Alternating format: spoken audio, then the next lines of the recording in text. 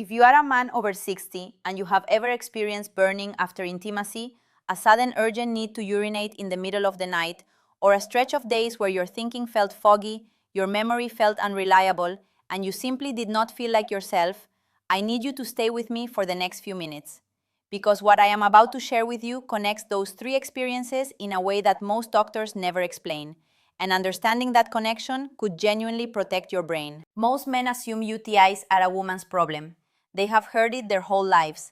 Urinary tract infections happen to women, not to men. And for younger men, that is largely true. The male anatomy in its younger years provides a significant degree of natural protection.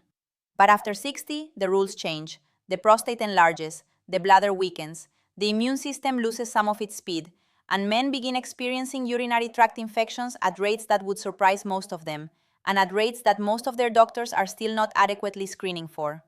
What makes this particularly serious is not just the discomfort of the infection itself.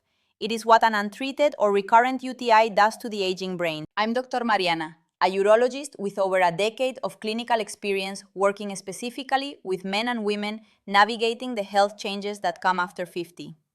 I have sat across from families who brought their fathers and husbands in because of sudden confusion, personality shifts, or what looked unmistakably like the early signs of dementia, only to discover that the actual cause was a urinary tract infection that had been silently progressing for weeks. This is not rare. This is one of the most under-recognized clinical presentations in older adults. And today, I am going to give you the information you need to prevent it from happening to you or someone you love. If you are new here, please subscribe and leave a like on this video. It takes a moment and it makes an enormous difference in getting this content to the men who need it most. And drop a comment below telling me where in the world you are watching from. I genuinely love knowing that this community of health-forward, curious, and proactive men and women spans so many different places. Let's begin with what actually happens to the male urinary system after intimacy, and why that moment is a surprisingly significant risk window. The first thing to understand is the mechanics of bacterial migration. During intimacy, whether with a partner or through self-pleasure, the urethra is exposed to friction, pressure, and potential contact with external bacteria. In younger men, a strong urinary flow and a robust immune response clear any bacteria that enter the urethral opening almost automatically. After 60, two things have often changed. The urinary stream is weaker due to prostate enlargement, and the mucosal lining of the urethra is thinner and less resistant. Think of the urethra in a younger man as a fast-moving river. Bacteria that fall in get swept out before they can settle. In an older man, that river has slowed to a gentle creek. Bacteria have time to find footing, attach to the walls, and begin multiplying. The single most effective thing you can do immediately after intimacy to exploit this window is to urinate, fully and intentionally, not a brief release, a complete, deliberate emptying of the bladder. This mechanical flush removes the bacteria before they have time to establish themselves. It takes 30 seconds. It matters enormously. The second step is hydration, and the timing of that hydration is something most men completely overlook. Drinking a full glass of water immediately after intimacy, before sleep if it happens at night, accelerates your body's natural flushing cycle. Many men over 60 are mildly dehydrated throughout the day without realizing it. The thirst mechanism becomes less sensitive with age, so the body stops sending clear signals the way it did at 30. Mild chronic dehydration means the urine is more concentrated, which means bacteria have a richer, more hospitable environment in which to grow. Diluted, well-hydrated urine is a hostile environment for bacterial growth. It is also more likely to trigger the urge to urinate again within the hour, which gives you a second natural flush. 2 glasses of water after intimacy, one immediately, one within the following hour, is one of the simplest protective habits a man over 60 can build. Number 3 is genital hygiene. And I want to address this one with directness and without shame, because the discomfort around this topic is part of why men don't act on it. Washing gently with warm water before and after intimacy is not a commentary on cleanliness.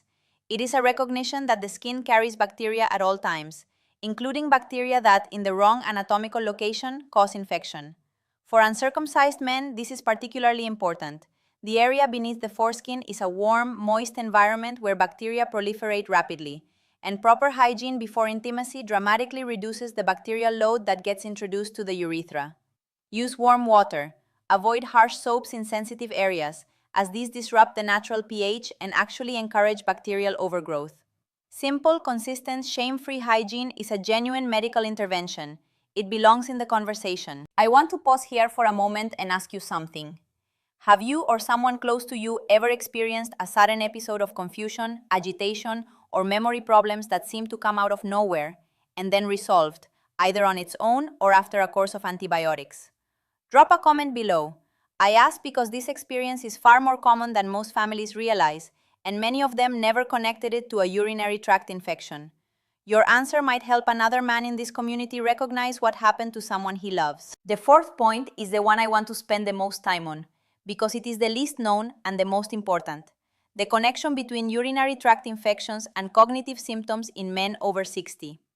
When bacteria enter the urinary tract and begin to multiply, the immune system mounts a response.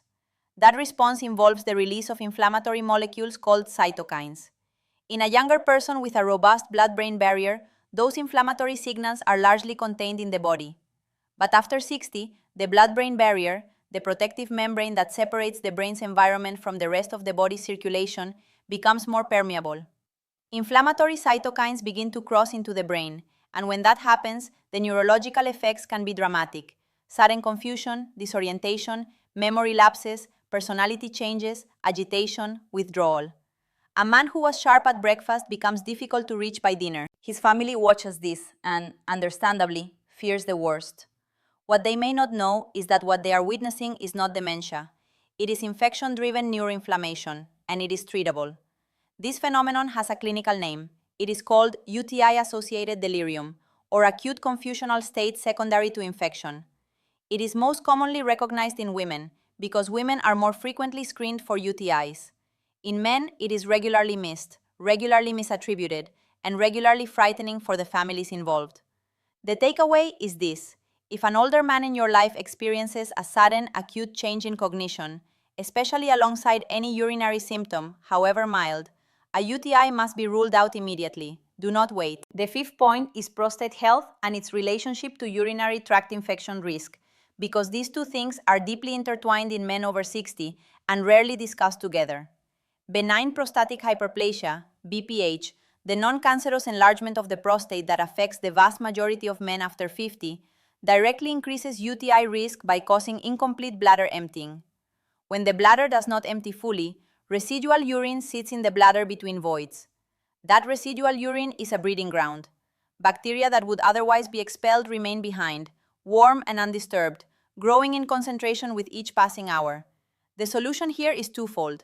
First, if you have symptoms of BPH, weak stream, hesitancy, the sense of incomplete emptying, frequent nighttime urination, discuss them with your doctor and explore your treatment options. There are medications, lifestyle modifications, and procedural options that can meaningfully improve bladder emptying, and with it, your infection risk. Second, practice double voiding. After you urinate, wait 30 to 60 seconds and try again. You will often pass a small additional amount. That additional amount is the residual pool where bacteria grow. Eliminating it is simple and protective. Let me tell you about David. He was 67 when his daughter brought him to see me. She had watched him over the course of about a week become someone she barely recognized, short-tempered in ways that were unlike him, unable to follow the thread of a conversation, waking in the night and seeming genuinely unsure of where he was. She had begun researching memory care facilities. She was frightened and grieving a version of her father she thought was slipping away. When I saw David, he mentioned almost as an afterthought that he had noticed some mild burning when he urinated a few days before everything else started. He hadn't mentioned it to anyone because it seemed trivial compared to everything else. It was not trivial. It was the origin of everything else. We treated the infection with a course of antibiotics.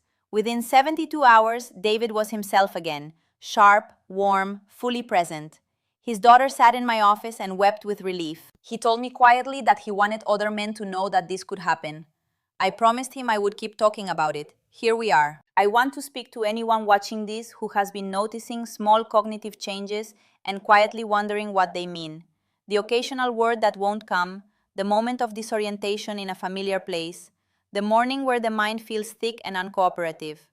I am not telling you these things are nothing. I am telling you that before you catastrophize, before you spiral into fear about what might be happening in your brain, there is a list of treatable, reversible causes that must be systematically ruled out. Urinary tract infection is on that list. Chronic low-grade dehydration is on that list. Sleep disruption caused by nocturia is on that list. Electrolyte imbalance is on that list. Your dignity, the dignity of knowing what is actually happening in your body rather than living in fear of the unknown, depends on having a doctor who will investigate thoroughly rather than simply nod sympathetically and tell you it's your age. You are not required to accept that answer. Push for answers. You deserve them. Here is your action summary. Every time after intimacy, urinate fully and intentionally within minutes. Drink a full glass of water immediately and wash gently with warm water before sleep. Daily. Stay hydrated. Aim for pale yellow urine as your guide, not a specific number of glasses, because your needs vary by temperature, activity, and body size. If you have any symptoms of BPH, weak stream, incomplete emptying, frequent nighttime urination, raise them with your doctor at your next visit and ask specifically about your post-void residual volume. Ask your doctor to include a urinalysis in your annual checkup, especially if you are over 65 and sexually active. And finally, if you or someone you love experiences a sudden, unexplained change in cognition, rule out UTI. Do not assume dementia. Investigate first. Your 30-day challenge is this. Implement the post-intimacy routine for the full 30 days. Urinate, hydrate, clean, and add one additional glass of water to your daily intake before noon. These two changes cost nothing, they require no prescription, and they may protect your bladder, your kidneys, and your brain in ways that compound significantly over time. If this video gave you something valuable, please subscribe so you never miss what comes next. Hit the like button if this opened your eyes to something you had not considered before. And in the comments below, I want you to answer one specific question. Before today, did you know that a UTI could cause confusion and memory symptoms in older men? Yes or no? That is your comment. I will be reading every single one. Aging is not the end of vitality. It is an invitation to live smarter.